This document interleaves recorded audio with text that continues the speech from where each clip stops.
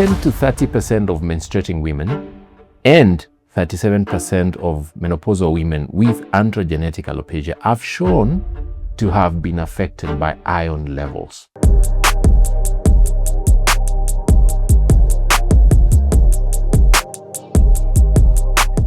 Did you know that 25% of your body iron is stored in ferritin? So you have your serum iron and you have the reservoirs, which is called ferritin. Now, why is ferritin important? Ferritin is very important because you need a lot of oxygen to be transported to different cells for your cells to function, for your cells to germinate, for your cells to multiply. Your fastest cell multiplying tissue in the body is bone marrow. The second one is your hair. And that means there's a lot of rapid cell multiplication and migration happening in your hair follicles. So that translates to a lot of energy used, and that translates to a lot of oxygen required for the energy to be generated for your cells then to start multiplying. About 10 to 30% of menstruating women and 37% of menopausal women with androgenetic alopecia have shown to have been affected by iron levels. Mostly have issues with iron stores, which is the ferritin. And the scary thing is that this will not be flagged off in most labs, because any lady with iron levels or ferritin levels between 15 to 150 will be said to be in the right levels.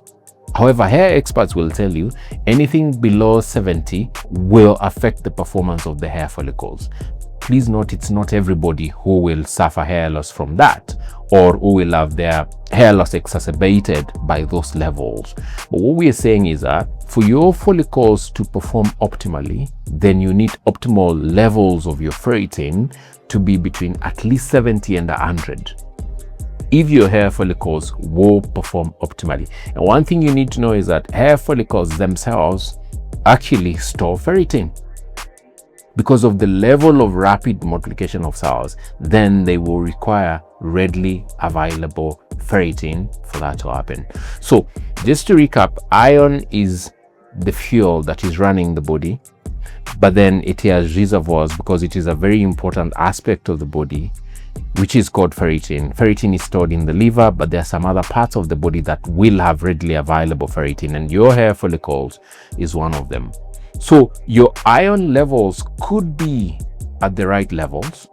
Your ferritin could be within the range that the labs will require. Every lab might have different readings, but mostly we agree between 15 to 150 for women.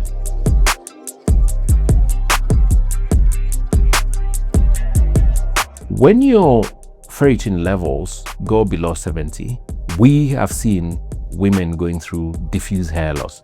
What that means is that you'll have hair shedding from different parts of the scalp. I mean, just diffusely, you just have hair loosely coming out from the root. And if not keen, you could go and read your vitamin D. Your vitamin D is okay. You read your iron, your serum iron looks okay. You read your ferritin, and case in point, I had a patient who had their ferritin at around 28, and that's normal. I mean, it will not be flagged off as low levels of ferritin in the lab. However, when it comes to hair, we've seen women consistently lose hair, or their female pattern hair loss, which is a genetic form of hair loss, get worsened if they have low levels of ferritin. And some of the things that could lead to low levels of ferritin would be levels of your iron dropping because of a few things that you could discuss with your doctor. You could be losing a lot of blood. You could be not getting enough iron from your diet. It could be that you're not absorbing iron in the right levels because of acidity in the stomach. You could be taking supplements, iron supplements, but you're not absorbing them because probably you're not taking with vitamin C. But you could be taking iron with vitamin C and you're still not absorbing it because of production of a superhormone we call hepcidin, which is produced in the liver. And what hepcidin does, it's produced every 24 hours to try and control the amount of iron that is released from the cells, but at the same time to control the amount of iron that you absorb, to make sure that then the body is not overloaded with iron. So even when you're taking iron supplements, then you'd want to discuss with your doctor. If you're not absorbing it and the numbers are not changing, then you'd probably want to take your iron every 48 hours, because then epsidin remains in the body for 24 to 48 hours, but it blocks absorption majorly within the first 24 hours. So if you change the dose from daily to every 2 days, then that could help with absorption. The other thing is really just reducing the dosage that you're taking. But these are just some of the things that could help with improving your ferritin levels or your iron levels. The key thing is that everybody has very specific issues. The point that I really want you to understand is that you could be having right levels of iron, right levels of vitamin D, and right levels of ferritin, but you still go through hair loss.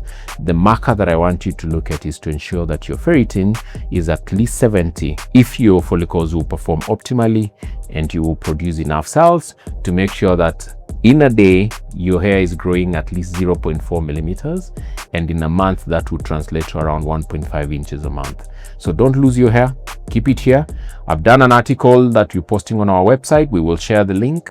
By the time this video is going up, the article is up. Subscribe to this channel and keep learning more about your hair, because I really want you to protect your hair from falling off, not only restoring your hair, but making sure that you don't lose more hair.